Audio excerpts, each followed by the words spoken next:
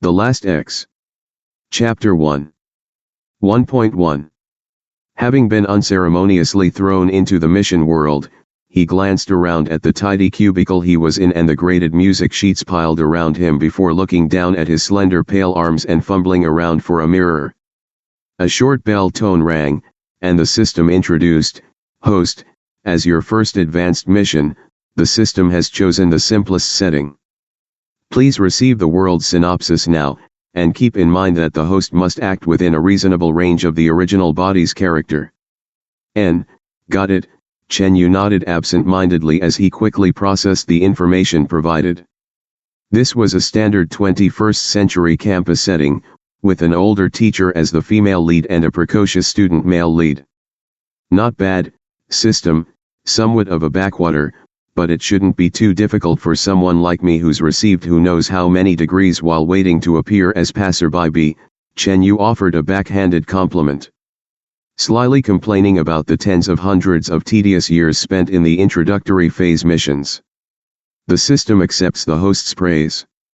However, it would like to issue a friendly reminder that the host may wish to continue reading the data, as your degrees are irrelevant to your character.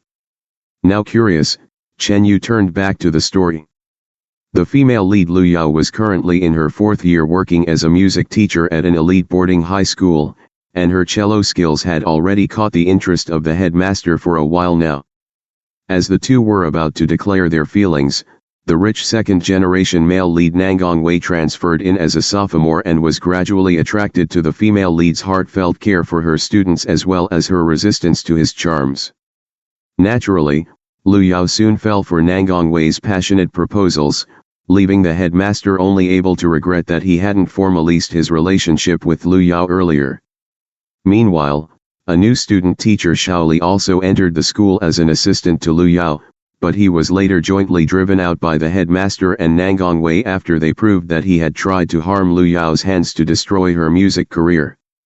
After this threat was resolved, the headmaster realized that it was only Lu Yao's safety and happiness that mattered and sanctioned the relationship between the teacher female lead and student male lead.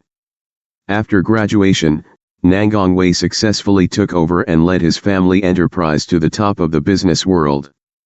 With his support, Lu Yao speedily became famous worldwide for her touching music performances.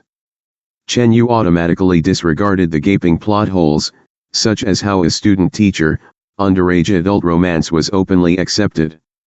Through his past experience, he had already recognized the immense power of plot armor and the protagonist's golden finger. Instead, Chen Yu focused on the fact that as soon as he reviewed this cast list, he instinctively knew that he was now in the body of Shaoli. "System," he growled, "didn't you say I would be playing more important roles now? Isn't this just another cannon fodder job? The whole point of Shaoli's existence is to make Headmaster Feng endorse Lu Yao's relationship with Nangang Wei." In fact, it wasn't a big deal to Chen Yu, who had long ago mastered all kinds of musical instruments, to be occupying an allegedly villainous music assistant teacher. It was actually perhaps more satisfying for his manipulative personality to upend his predicted future and outshine the supposedly talented female lead. But he simply couldn't miss the opportunity to ridicule the system. "Host, as a named antagonist, you are involved at a much deeper level than your previous minor characters. You can now also change the plot through your actions as much as you'd like within your role's specifications." Chen Yu lazily hummed in response, somewhat bored by the system's straight-laced defense, and seriously considered instead whether he should seduce the male lead in order to conduct a dog-blood drama.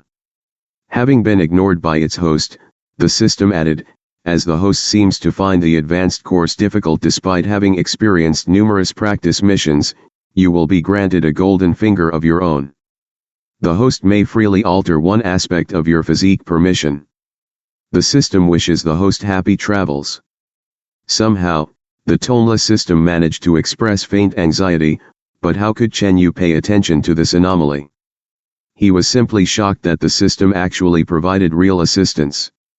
So all he'd had to do to get benefits this whole time was to bully the system? Interrupted by this discovery, Chen Yu's plans to take advantage of Nangang Wei receded, to be replaced by the memories of the original owner. Having grown up in an orphanage, Shaoli was a timid, introverted type, who only knew how to express himself through music. In order to share his love of music, he had painstakingly overcome his fears to take on this student-teacher job. Smirking, Chen Yu rhythmically tapped his finger on the desk. How could such a shy child seek the limelight by attacking Lu Yao? Then what actually happened was really not a mystery. It seems that at this time, Shaoli had been working for a few weeks, and the main characters had all met. Currently, Lu Yao was beginning to pay attention to Nangang Wei after having found out about his family's prestige, but she had still agreed to have a cozy dinner with the headmaster in his office. Naturally, the task of marking the hundreds of music theory tests was thrown to Shaoli. Such a fool to take on such a hassle. It's time to take a look at what you look like, Chen Yu murmured as he finally pulled out a mirror from Lu Yao's desk drawer. Turning his head from left to right, he assessed, not bad. It's enough to work with. In the reflection was a delicate face with arched eyebrows and long, fan-like eyelashes. Below the boy's right eye was a distinctive tear-shaped mole, just as with Chen Yu's original face. The pale pink lips and light brown hair combined together to form a gentle like water countenance. Shaoli's stature was rather petite and slim, and because he rarely went outside, the whole body was pale, except for a large pink scar on his back. As Chen Yu was lifting his clothes and twisting around and around to catalogue his new appearance, a chuckle suddenly sounded. Somewhat startled, Chen Yu quickly smoothed down his shirt and glanced up to find a tall man standing in the doorway. With the fading light from the sunset streaming in from behind him, his features were unclear. Only his gleaming eyes and white teeth flashed in the shadows.